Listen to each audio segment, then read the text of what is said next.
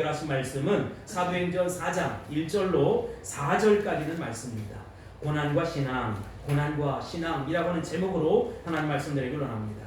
중국을 자주 여행하면서 조선족들에게 선교하는 어느 선교사님이 한 이야기를 전해 들었어요. 극동방송의 설교가 중국의 동북 삼성, 그러니까 요녕성, 길림성, 흑룡강성에 있는 우리 동포들에게 신앙의 젖줄이 되어 있는데, 설교의 내용 중에 중국 동포들이 좋아하는 설교도 있고 싫어하는 설교들이 있다는 것입니다.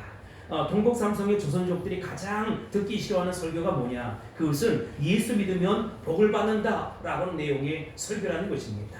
특별히 그 복을 물질적인 복으로 강조할 때 더더욱더 싫어한다는 것이지요. 왜냐하면 물질적인 축복이나 풍요함을 누릴 수 없는 상황 속에서 그들은 당연히 그러면 우리는 하나님의 복을 누리지 못하는 거야? 우리는 축복의 대상이 아닌 거야? 라고 하는 질문을 던진다는 것입니다.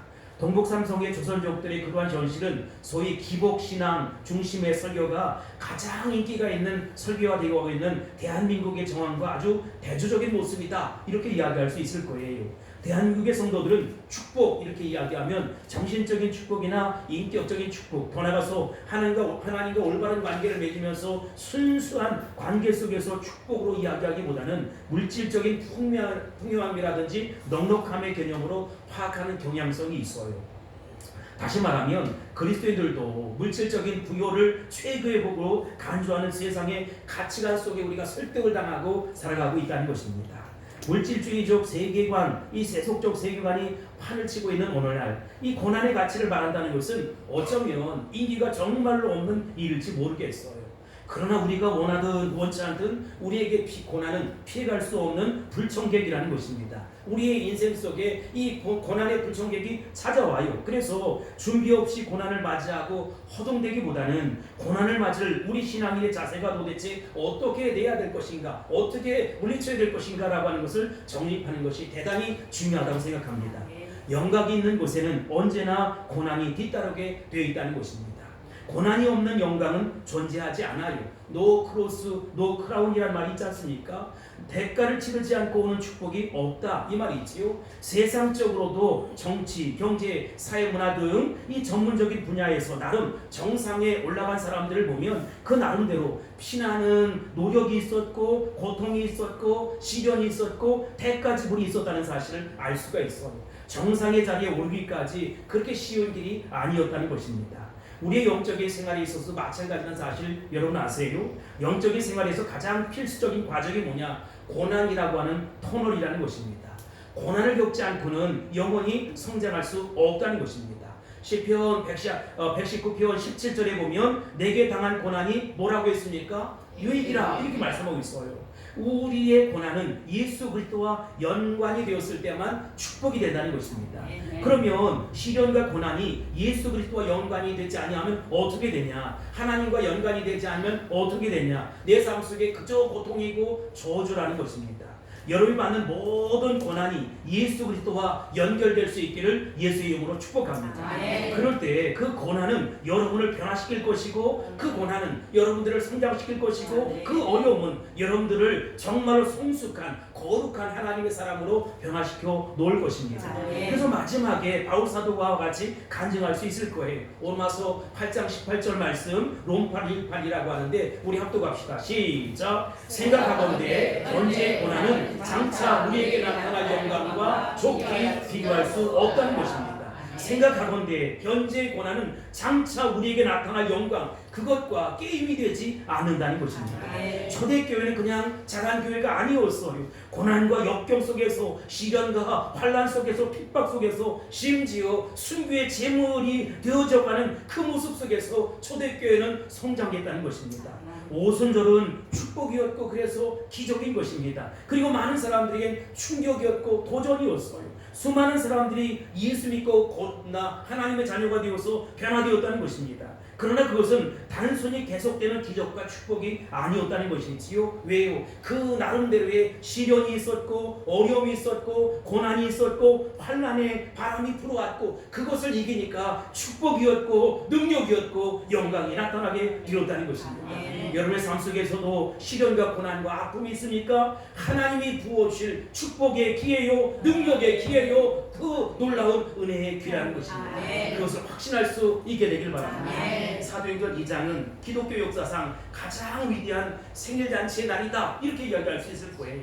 그때 그리스도인들은 아주 적은 소수에 지나지 않았습니다. 적은 숫자에 불과했다 이 말이지요. 그러나 그들은 성령 강림의 놀라운 일을 체험하자마자 전 세계를 품고 이제 하나님 나라 선교 완성의 꿈을 펼쳐나가기 시작했다는 것입니다. 하나님의 축복으로 하루에 3,000명이 회개하게 되었고 하루에 5,000명이 회개하는 놀라운 역사가 일어나게 되었다는 것입니다. 만일 어느 교회에 누군가가 전도를 받고 이제 설교를 듣고 3,000명이 더해진다 5,000명이 더해진다 그러면 여러분 교회 분위기가 어떻게 되겠습니까? 교회는 날마다 초만원이라는 것이지요. 믿지 않는 사람들도 하나님을 두려워하기 시작하고 벌벌 떨기 시작할 것입니다. 그리스도인들은 온 백성에게 친송을 받고 구원받는 사람들이 날마다 문전의 성실을 이루었다는 것이지요. 인사민해를 이루어났다는 것입니다. 이것은 초대교회가 경험한 가장 놀랍고 그 충격적인 축복이었다는 것이지요. 그리고 3장에 보면 성전 미문에서 안진뱅이가 베드로와 요한 사도를 만나고 이제 그가 일어나서 걷게 되고 뛰게 되고 하나님을 찬미하는 기적의 역사가 일어나게 되었다는 것입니다. 이러한 기적을 체험하면서 초대교회의 모든 성도들의 가슴 속에는 이제 어려움도 있고 고통도 있고 아픔도 있지만 그 어려움과 고통과 아픔이 놀라운 승리요 놀라운 감격이요 놀라운 축복으로 나타나게 될 것이다 라고 하는 물결이 일어나기 시작했다는 것입니다. 이렇게 축복의 절정 가운데 있던 초대교회 돌연히 이 고난의 된소리가 그리고 회오리가 몰아치기 시작했어요. 사도들이 체포당해서 감옥에 들어가게 되었습니다. 매를 맞습니다. 성도들은 왜 하필이면 이런 때 고난이 왔는가? 왜 이런 때 아픔이 왔는가? 이런 질문을 던지지 않을 수 없게 되었다는 것입니다. 이 승리와 축복과 은혜의 절정에서 갑자기 우리에게 고난을 허용하신 이유가 뭘까요? 잘 나가야 되는데 왜 우리에게 아픔이 오고 고통이 오고 괴로움이 올까요? 여러분 주님의 뜻은 도대체 어떤 것일까요? 벵겔이라고 하는 신학자는 이 고난이 시험이다 이렇게 생각을 했어요. 즉 주님께서 성도들이 축복받을 때 했던 것처럼 고난 속에서 주님을 더 잘 섬기게 되오더라. 진짜 하나님의 사람은 고난 속에서 주님을 더 가까이 하다 이 말이지요.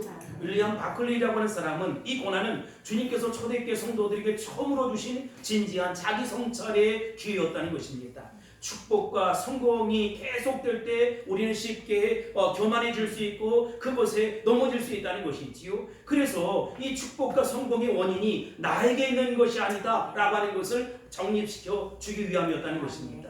고난이 올 때 그리고 모든 것이 위협당하는 현장에 설 때 우린 비로소 신앙의 진면목을 알 수 있다는 것이지요. 내 신앙이 정말로 바른가 라고 하는 것입니다.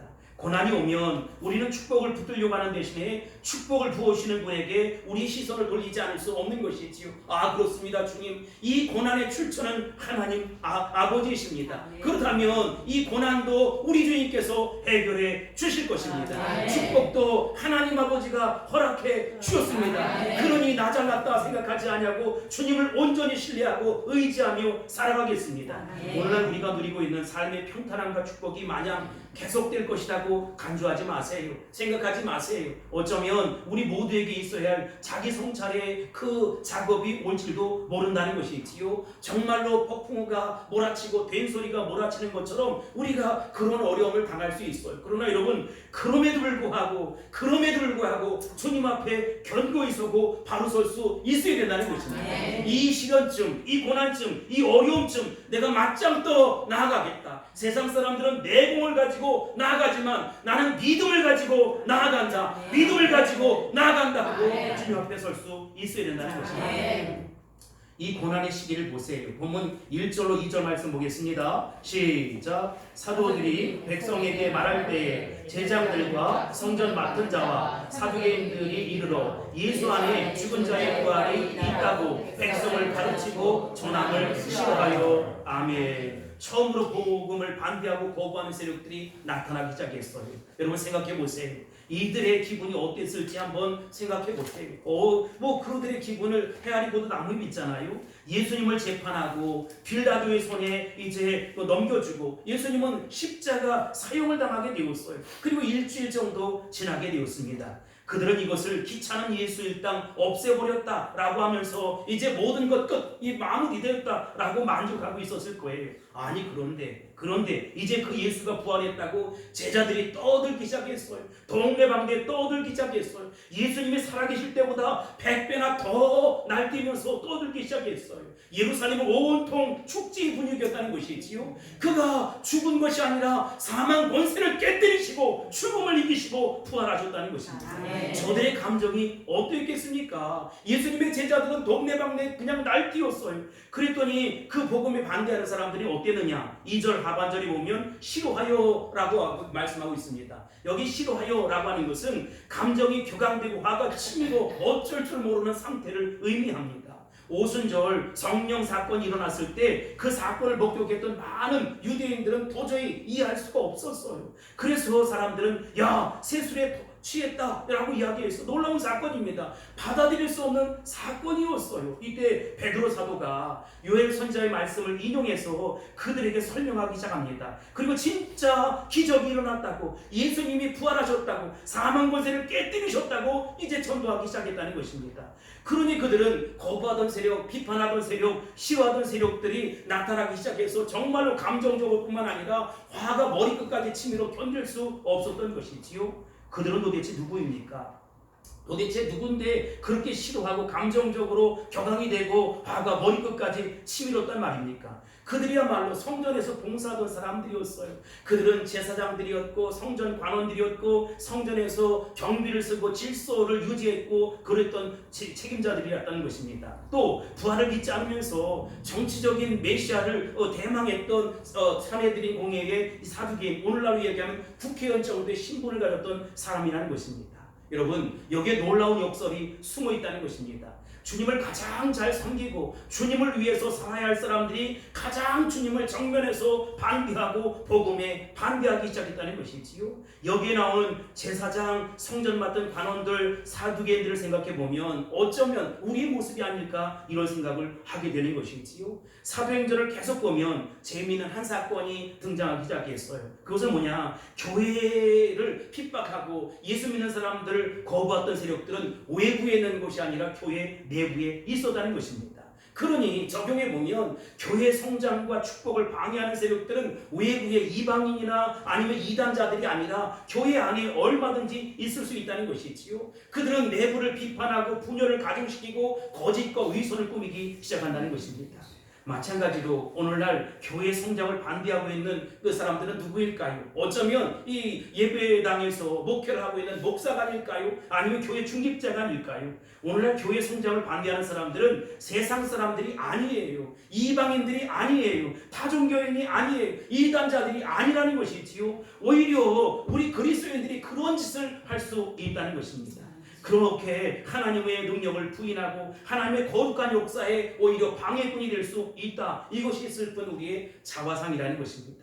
여기서 우리는 또 하나의 놀라운 진리를 발견하게 된다는 것이지요. 진리라고 하는 것은 모든 사람들이 좋아할 것 같은데 절대로 좋아하지 않는다. 여러분, 진리하면 모든 사람들이 좋아하고 받아들여야 될 것 아니겠습니까? 선이라고 하면 누구를 막론하고 환영하고 좋아해야 되지 않겠습니까? 그런데 그렇지 않아요. 진리를 소유하지 않는 사람들에게는 진리를 소유한 사람들이 부담스러워요. 거추장스럽다는 것이지요. 그들에게는 진리가 그렇게 기쁜 것이 아니라는 것입니다. 불의한 사람들에게는 정의로운 사람이 기쁜 것이 아니라 오히려 왜 그래? 왜 나대? 뭐 이런 것이지요. 오히려 그들이 무섭고 두렵고 떨리는 거예요. 그러니 환영할 수가 없는 것이지요. 그것은 선도 마찬가지입니다. 악한 사람들은 선을 거부해요. 어둠의 사람들은 빛을 거부한다 이 말입니다. 그들은 스스로 어둠에 있기를 소원하는 것이지요. 어둠의 현실이 그대로 계속해서 유지되기를 원하고 기득권이 유지되기를 원하고 내 자리가 유지되기를 원한다는 것입니다. 그래서 오히려 적극적으로 선을 거부하고 진리를 거부하고 정의를 거부하고 비판하고 도전을 가한다는 것입니다.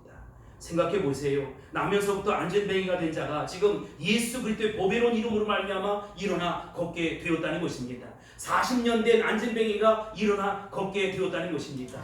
걷는 것뿐만 아니라 뛰게 되었고 찬양하게 되었고 하나님을 높이게 되었어요. 누가 봐도 기뻐할 일이고 누가 봐도 정말로 춤출 일 아니겠습니까? 그 사람이 내 아들이 아니고 내 딸이 아닐지라도 내 친척이 아닐지라도 나와 상관이 없는 일지라도 안전뱅이가 40년 된 안전뱅이가 벌떡 일어났다니 하나님 감사합니다. 하나님 고맙습니다. 하나님 앞에 영광 돌립니다 라고 축복해줘야 될 것 아니겠습니까? 그런데 사람들은 그것이 못마땅했어요. 이 축복을 기쁘게 생각하지 않았다는 것입니다. 두 가지 이유가 있어요. 첫 번째, 사도들이 가르친 내용이 그들의 비유를 건드리기 시작했다는 것입니다. 두 번째, 예수 그리스도가 부활했다는 것은 자신들의 자리에 큰 위협이 되었다는 것이지요. 그래서 이 축복과 놀랍고 기쁜 소식이 그들에게는 불행한 소식이 되었고 저주스러운 사건이 되었고 자신들을 파멸과 그 구덩이에 몰아넣는 계기가 되었다는 것입니다. 여러분, 그렇다면 왜 그들은 복음에 대해서 거부 반응을 느꼈을까요? 왜 기뻐하지 않았을까요? 왜 부정적인 반응을 했을까요? 세 가지 모습으로 생각해 볼 수가 있어요. 첫 번째, 예수님이 부활했다고 한다면, 예수님이 기적을 일으킨 분이라고 한다면, 정말로 하나님의 아들이라고 한다면 지금까지 그들이 주장했던 모든 것들이 다 허구요 말짱 도루묵이라는 것입니다. 왜 사람들이 진리를 거부합니까? 자기가 위선자라고 하는 것, 자기가 잘못됐다는 것을 드러내기를 원치 않는다는 그게 두려운 거예요. 그들은 예수님이 죽었고 부활할 수 없다 이렇게 그 담하게 생각했어요. 그들은 백성에게 예수님은 하나님을 모욕한 참남한 자다, 죽어 마땅한 자다, 십자가에 못 박아 죽일 자다, 그런 제목으로 고소를 해서 재판을 했어요. 그리고 예수님을 십자가에 매달아 죽여버렸다는 것입니다. 사실은 자기들이 손해보기 때문에 자신들의 신분이, 자신들의 위치가 불안하기 때문에 그렇게 거짓 주장을 펼쳐서라도 예수님을 십자가에 매달아 죽여버린 것이지요. 그리고 예수님은 죽어서 계속 그 무덤에 갇혀 있어야 된다는 것이지요. 썩어 문드러져야 된다는 것입니다. 그러나 유감스럽게도 그들의 기대와는 반대로 예수님은 사망 권세를 깨뜨리시고 부활하셨어요. 죽음을 이기시고 부활하셨어요. 부활을 하였을 뿐만 아니라 이 땅에 오셔서 계속된 기적의 역사를 일으켰다는 것입니다. 그렇다면 예수님의 부활과 기적은 무엇을 의미합니까? 여러분, 그들의 모든 행위가 잘못되었다라고 하는 것을 증명하는 것이지요. 여기에 그들의 불안이 있고 괴로움이 있고 답답함이 있는 것입니다. 자신들의 생각과 기대와 정반대로 지금 이 세상이 돌아가고 있는 것이지요. 사람은 누구나 잘못할 수 있어요. 그러나 잘못했을 때 권위와 자존심, 체면 다 버리고 솔직하게 내가 잘못했습니다 이렇게 이야기하면 다시 역전의 기회가 있고 재기의 기회가 있는 것입니다. 그 사람은 그 일에 대해서 정말로 내가 기막힌 자기 패배를 인정하는 것이지요. 그러면 그 용기 있는 사람을 하나님은 용서해 주시고 그 용기 있는 사람을 다시 회복시켜 주시고 그 용기 있는 사람을 다시 들어 쓰시고 사용하신다는 것입니다. 이와 같은 애가 있을지어다, 나타날지어다. 반대로 어떤 사람은 상황 때문에 자기 잘못을 알면서도 끝까지 버티는 것이지요. 끝까지 변명하고 인정하려고 하지 아니하고 그러는 것이지요. 여러분, 그러면 어떻게 되는 것이냐? 결국은 다 망하는 것이지. 이 모습이 얼마나 추하고 불쌍합니까? 여러분, 이런 사람 봤어요? 아무리 자기를 보호하고 변증하려고 하고 이상한 얘기를 해도 다 속아 넘어가지 않는다는 것이지요. 자신의 잘못을 겸허하게 인정하고 하나님께 그 사실을 정확하게 고백할 때 그것이 바로 진정한 회개 역사가 된다는 것입니다. 하나님은 잘못하지 않은 사람도 사랑하시지만 잘못하고 회개한 자를 오히려 기뻐하고 용서해 주신다는 것입니다. 그래서 회개는 심판이 아니라 축복이라는 것입니다. 회개는 스스로 죄를 책임지는 것이 아니라 죄를 인정하고 하나님 앞에 그 죄를 용서받는 것입니다. 책임은 누가 져주시느냐? 하나님 아버지께서 책임져 주신 것이지. 사망 권세를 깨뜨리시고 죽음을 이기신 주님의 이름으로 우리를 책임져 주신다는 것입니다. 이게 복음이고 우리가 믿는 십자가의 복음이라는 것입니다. 두 번째로 자신들의 안전과 인기에 문제가 있었던 것이지요. 예수님이 메시아요 부활하신 분이요 기적을 베푸신 분이라면 지금 그들은 기적도 없고 부활도 일어나지 않고 그러니까 이 자체가 어렵고 힘들고 생활의 문제, 안전의 문제, 생존권의 문제에 위협을 받는 것이지요. 그래서 그들은 아무리 옳은 것이라도 주장할 수가 없었어요. 사람들은 자기의 생존이 달려있으면 어떻게 할 수가 없어요. 진리도 어떻게 거부할 수가 없는 것입니다. 또 그들이 예수님을 인정하게 되면 모든 관심사가 다 누구에게 집중되겠습니까? 오직 예수님께 집중되는 것이지요. 왜냐하면 그분은 살아계신 분이요 기적을 베푸는 분이요 능력의 원천이요 모든 것이 된다는 것입니다. 그렇다면 그들의 신세가 어떻게 되겠어요? 버림받을 것 같은 거예요. 그 점이 그들에게 견딜 수 없는 고통이었다는 것입니다. 그들의 내면적인 동기는 자신들의 신앙의 허구성을 드러내는 것이지. 내가 지금까지 목회를 잘못했다. 내가 신앙생활을 지금까지 잘못했다. 이게 드러나면 나에게 있어서 존경이라든지 신망이라든지 다 사라질 것만 같은 거예요. 세 번째, 신앙의 허구성과 위선이 드러난다든지 자신의 의치와 삶이 위협받는 것보다 더 본질적인 이유가 있었다. 그게 뭐냐? 영적인 이유라는 것입니다.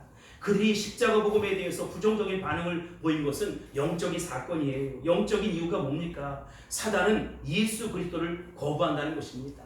죄는 어둠을 좋아하고 빛을 거부합니다. 어둠의 세력들은 점진적으로 세상을 장악하고 우리를 장악하려고 한다는 것이지요. 성령의 빛을 추방하고 싶은 것입니다. 여러분 그러나 명심하고 기억할 것은 사단은 절대로 예수 그리스도와 직접적으로 싸울 수 없다는 거예요. 왜냐하면 죽음의 문제도 해결하신 그분이 사단의 권세를 꺾지 못할 리가 없다는 것이지요. 예를 들어 우리 삶 가운데 사단의 역사다, 이건 마귀의 역사다, 이건 도대체 우리가 이런 문제라든지 아니면 이건 도대체 내가 해결할 수 없는 문제다. 그럼 어떻게 돼요? 그것을 주님께 맡겨야 한다는 것입니다.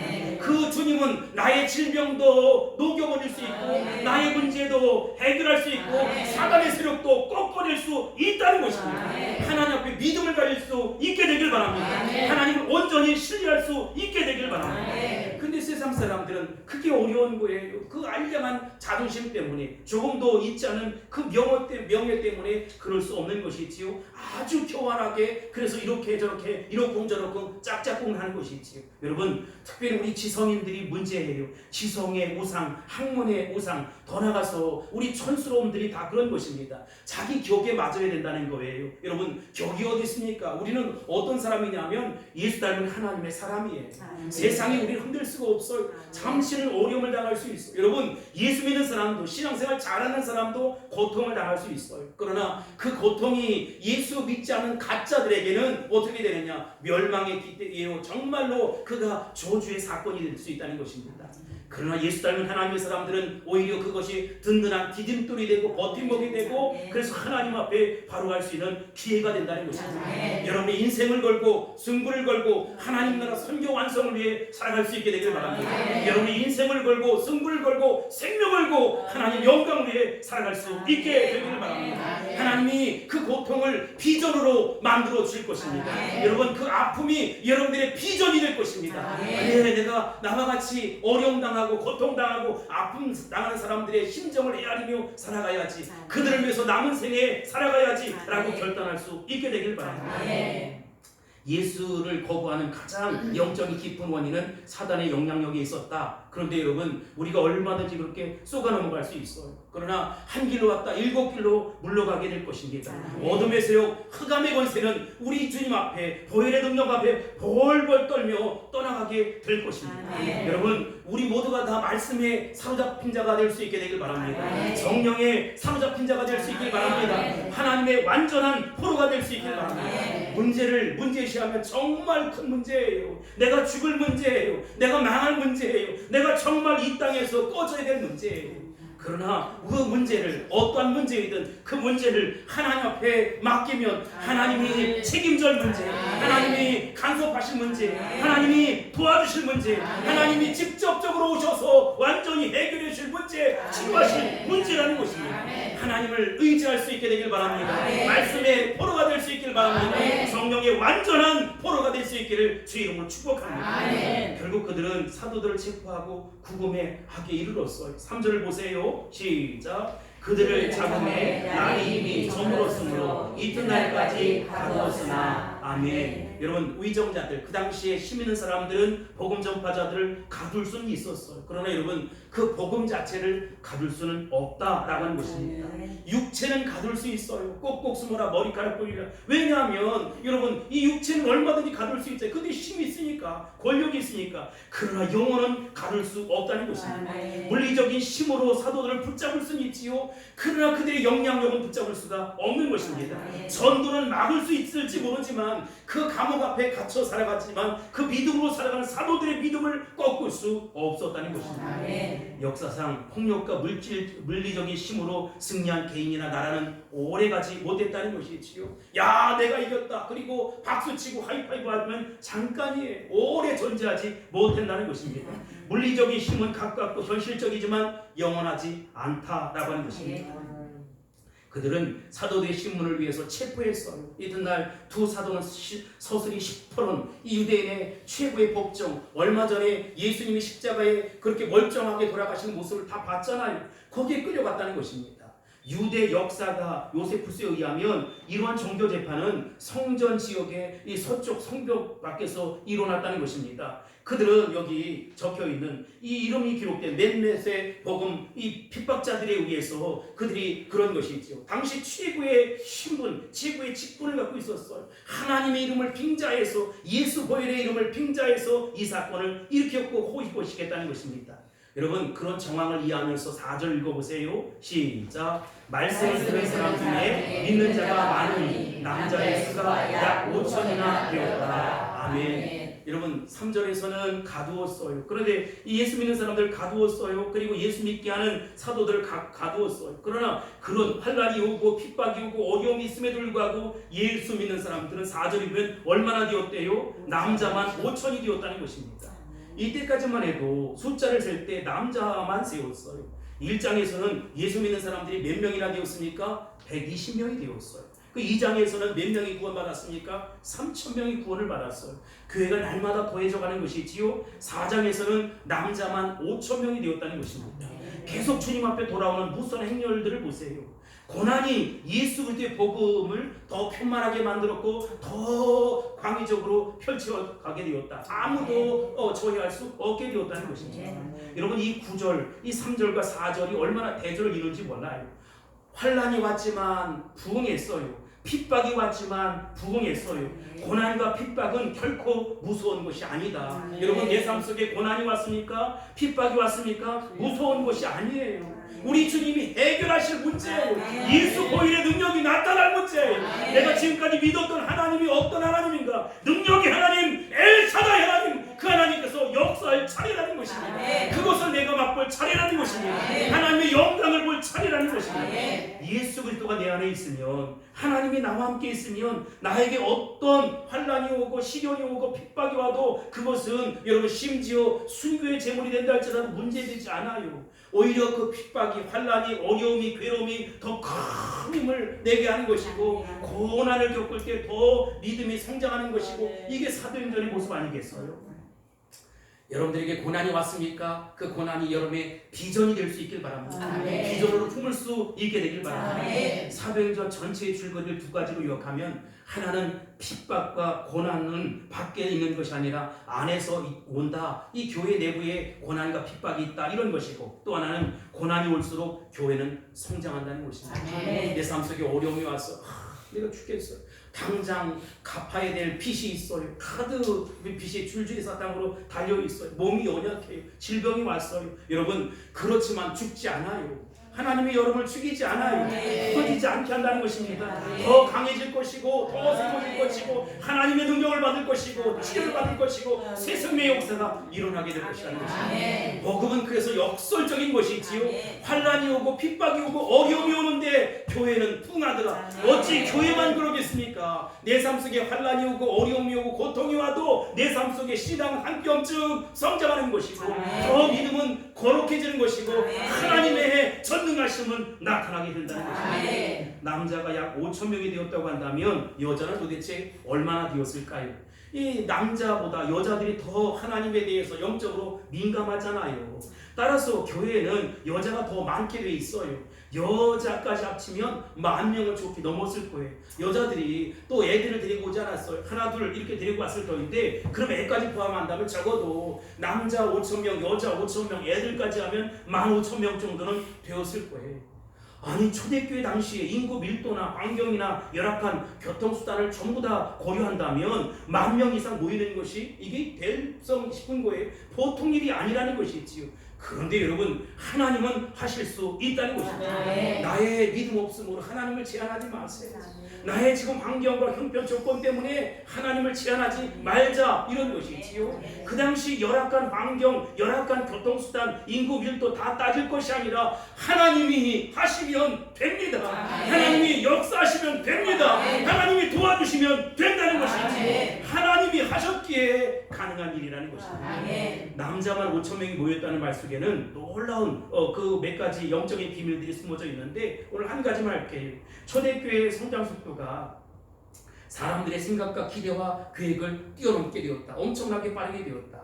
예수님이 승천하실 때 12명의 제자가 그 광경을 목격했잖아요. 그 후에 그들이 다락방에 모여서 합심 기도할 때 성령의 바람이 불기 시작했다는 것입니다. 성령의 바람이 그들을 강타하기 시작했다는 것입니다. 성령의 초자인 역사가 시작되었다는 것입니다.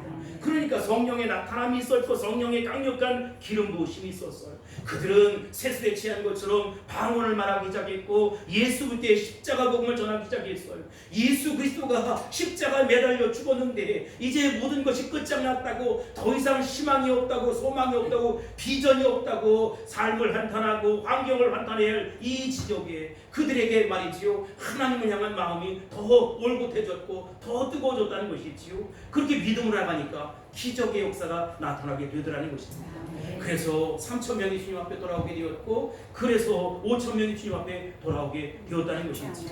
여러분, 상상할 수 있겠어요? 예수님이 승천하시고 난 이후잖아요. 예수님이 이 땅에 계시지 않은 이유잖아요. 어떻게 하루에 3,000명, 5,000명이 주님 앞에 돌아올까요? 여러분, 이것을 우리 삶에 적용해 보면 내가 상상도 못한 일들이 내 삶 속에 얼마든지 일어날 수 있다. 주님이 역사하시면, 하나님이 하시면 된다는 것입니다. 우리가 얼마나 신앙생활 하면서도 하나님을 제한해요. 내 통장에 얼마쯤 있어, 내 지갑에 얼마쯤 있어, 그러니 나는 하면서 내 상식과 나의 계획과 내 경험만 의지하고 그렇게 살아야 하는 거예요. 그런 사람들은 어떤 문제를 만날 때 벌벌 떠는 것이지요. 안 될 것 같아, 정말 안 될 것 같아 라고 하는 것이 믿음이 되어버리는 것입니다. 그러니 하나님의 역사가 일어날 일이 만무라는 것이지요. 여러분, 나는 무능하지만 하나님은 절대로 무능하지 않다는 것입니다. 나는 무능하지만 하나님은 전지전능하시다는 것입니다. 그 늘 제가 주장하는 것처럼 하나님을 제한하지 말고 엘샤다이 하나님, 전능하신 하나님을 의지하고 믿고 나아가자는 것입니다.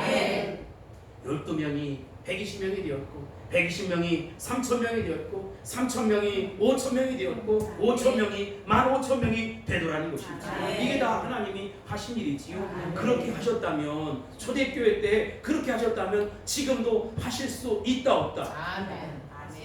1번 있다, 2번 없다, 3번 때려 죽여도 모르겠다. 뭡니까? 1번이죠. 지금도 하실 수 있어요. 여러분, 내 삶 속에 하실 수. 목사님, 정말 내가 알아요, 여러분. 다 죽을 지경이죠. 코로나 3년을 보냈으니까 코로나19가 우리의 삶을 강타했잖아요. 이제 이것을 구해야 여러분의 영혼에 햇빛이 게 될 것이고 기지개를 펴게 될 것이고 정말 그 영혼에 햇빛 비치는 놀라운 역사, 황무지가 장미꽃 피어나는 놀라운 역사가 일어나게 될 것입니다. 이것을 믿을 수 있게 되길 바랍니다. 이와 같은 역사가 일어날지어다, 나타날지어다, 일어날지어다, 그렇게 되기를 믿음으로 선포합니다. 그러나 많은 사람들이 하나님을 제한해요. 하나님을 인간처럼 생각하는 것이지요. 어떤 영처럼 사람들 쓰러지듯 사람을 쓰러지지요. 그러나 여러분, 하나님이 쓰러질 리가 없잖아요. 하나님은 어떤 분입니까? 하나님의 속성에 대해서 얘기해 볼까요? 하나님은 천지를 창조하셨습니다. 우주 만물을 만드셨습니다. 나를 지으셨습니다. 돌을 가지고도 아브라함의 자손을 만들 수 있다고 하신 분입니다. 하나님은 없는 것을 있게 하신 분입니다. 안 되는 것을 되게 하신 분입니다. 불가능을 가능케 하신 분입니다. 죽은 자도 살리시는 분입니다. 우리는 위대한 하나님을 위대하게 믿을 수 있어야 된다는 것입니다. 우리가 드리는 예배는 위대한 하나님을 위대하게 믿는 거예요. 이렇게 높으시고 위대하신 분, 내가 그분은 영광과 존귀와 찬양을 돌려 마땅해서 나는 이 시간도 경배와 찬양을 드리는 것입니다. 그게 우리의 마땅한 본분이지요. 누가 하나님 나라에 밝아오는 새벽을 막을 장사가 있겠어요? 봄이 오는 길목을 누가 감히 막을 수 있단 말입니까? 오히려 하나님은 이 고난을 통해서 더 빨리 가도록, 더 하나님 나라가 거룩한 새벽이 동토오도록 그렇게 만드신다는 것입니다. 21절 말씀에 보면 많은 사람이 주 앞에 돌아와 구원받았을 뿐만 아니라 21절 시작, 모든 사람이 그 된 일을 보고 하나님께 영광을 돌립니다. 아멘. 여러분, 여러분에게도 선포합니다. 모든 사람이 그 된 일을 보고, 여러분의 그 된 일을 보고 하나님께 영광을 돌립니다. 하나님께 영광을 돌립니다. 하나님께 영광을 돌립니다. 고난을 통해서, 아픔을 통해서, 괴로움을 통해서, 실패를 통해서, 핍박을 통해서 복음이 더 강력하게 전파될 수 있길 바랍니다. 많은 영혼들이 주님 앞에 돌아올 수 있게 되길 바랍니다. 그래서 하나님께 온전히 영광 돌려드릴 수 있게 되길 바랍니다. 그래서 복음이 그 땅에서 위대하게 역사할 수 있는 비밀이 뭐냐? 여러분, 그것은 나를 둘러싼 환경을 바라보는 게 아니에요. 조건 상황을 바라보는 것이 아니에요.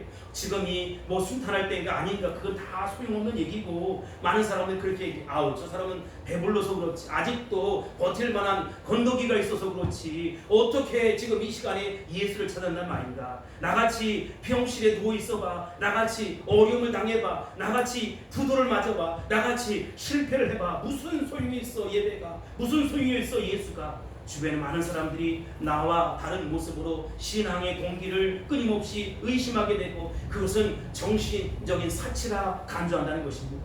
그러나 우리가 고난 속에 있으면서도 여전히 주님을 사랑할 때, 고난 속에 있으면서도 여전히 눈물을 흘리며 주님을 사랑할 때, 그들의 믿음은 진실이 되는 것이고, 그들의 믿음은 능력이 되는 것이고, 그들의 믿음은 영적인 믿음이 되는 것입니다. 그렇습니다. 나와 여러분같이 이 고통과 이 상처와 이 고난을 받고 있어요. 그러나 여러분, 아직도 내게는 새 생명의 역사가 있다는 것입니다. 왜냐하면 내 안에 주님이 들어오셨다. 주님은 모든 것의 모든 것이고, 그것이 모든 것의 가능성이 된다는 것입니다. 절대로 나의 불리한 환경, 형편, 조건, 상황, 그리고 이 몸을 바라보지 않게 되길 바랍니다. 오히려 이 역경이 나로 하여금 하나님을 위대하게 만들 수 있는 지름길이요, 하나님의 영광을 돌릴 수 있는 지름길이라는 것입니다. 그리스도는 여전히 나에게 생명입니다. 그리스도는 여전히 나에게 소망이요, 비전이요, 꿈이라는 것입니다. 여러분, 그 위로를 받고 돌아갈 수 있게 되길 바랍니다. 그 소망 가지고 돌아갈 수 있게 되길 바랍니다. 그 능력을 체험하고 돌아갈 수 있게 되기를 바랍니다. 만일 우리가 고난 중에 예수 그리스도의 존귀함과 신앙의 진실됨을 드러낼 수만 있다면, 사람들은 우리의 주님을 바라보기 시작할 것입니다. 도대체 뭐지? 그 비밀이 뭐지? 이것이 바로 이 초대 예루살렘 교회의 역동적인 전도의 능력이 되었고, 위대한 열매를 맺는 비결이 되었다는 것입니다. 배경이 되었다는 것입니다. 오늘 여러분은 어떤 종류의 고난을 겪고 있습니까? 그 고난의 방식은 사람마다 다 다를지 모르겠어요. 그러나 여러분, 내가 신앙인답게 승리하고 있습니까? 아니면 가슴 앓이는 하지만 정말 한숨 짓고 난 안 되겠다, 도저히 안 되겠다, 정말로 나는 완전히 실패할 것 같다, 나는 완전히 땅으로 꺼질 것 같다, 나는 죽을 것 같다, 여러분, 이건 신앙의 모습이 아니라는 것이지요. 괴롭지요, 힘들지요, 어렵지요, 고통스럽지요. 여러분, 우리 주님도 그랬어요. 얼마나 고통스러우면 아버지요, 아버지요, 할만하시오던 이 잔을 내게서 지나가게 하옵소서.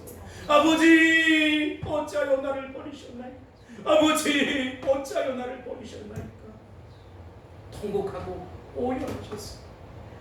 정말로 땀방울이 핏방울이 맺히도록 몸부림을 씌었어요. 그러나 여러분, 믿음으로 가는 것이지, 신앙으로 가는 것이지요. 그게 신앙의 자세라는 것입니다. 고난의 색깔은 다릅니다. 1세기 그리스도인들과 21세기의 그리스도인들이 겪는 고난이나 고난의 환경은 다를 수 있어요. 그러나 여러분, 우리 그리스도인들은 고난을 탓하지 않습니다. 고난을 도피하지 않습니다. 고난을 버리지 않습니다. 고난을 안겨자던 사람에게 안갚음하지 않습니다. 그런 시간 낭비하지 않는다는 것이지요. 우리가 하나님 앞에 바로 서는 것입니다. 하나님 아버지가 내 사정도 하시고 내 형편도 하시고 내 모양도 하시고 내 꼴도 하시고 나의 전후 사정도 다 아신다는 것입니다. 이것이 복음을 전할 수 있는 절호의 기회가 될 수 있길 바랍니다. 여러분은 하나님의 영광입니다. 여러분은 하나님 앞에 은혜입니다. 여러분 하나님 앞에 축복입니다. 고난이, 아픔이, 고통이 여러분의 비전이 될 수 있길 바랍니다. 고난이 비전이 될 수 있다면, 고난이 예수 그리스도와 연결만 될 수 있다면 얼마든지 그는 다시 재기할 것이고 다시 일어설 것이고 다시 복음 앞에 서서 승리하게 될 것입니다. 이것이 어느 누구의 간증이 아니라 저와 여러분의 간증이 될 수 있기를 주의 이름으로 축복합니다. 축원합니다. 할렐루야. 기도하겠습니다. 고마우신 아버지 하나님, 감사합니다. 오늘도 말씀 앞에 섭니다. 믿음 앞에 섭니다. 은혜 앞에 섭니다. 날마다 말씀 앞에 승리하는 우리 모두가 될 수 있게 하시고 믿음을 발휘하고 신앙인의 저력을 발휘하는 우리 성도들이 될 수 있도록 역사해 주옵소서. 사랑이 많으신 예수님의 이름으로 간절히 기도하옵나이다. 아멘.